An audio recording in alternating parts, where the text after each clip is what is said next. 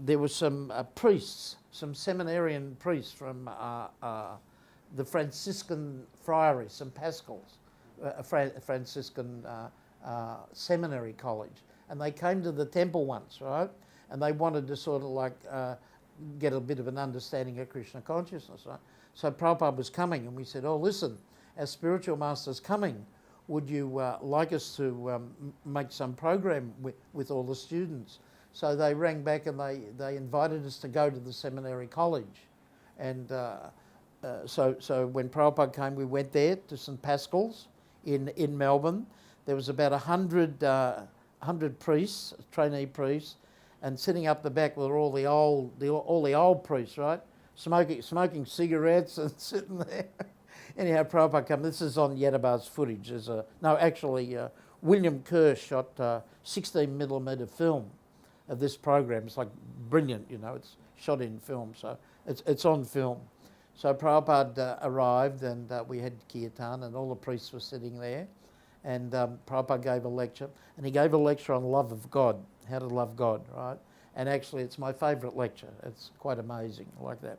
So then, because the priests could relate it to it. And then at the end of the class, they asked a couple of questions, and then one of the students got up and they said, oh, what do you think of St. Francis?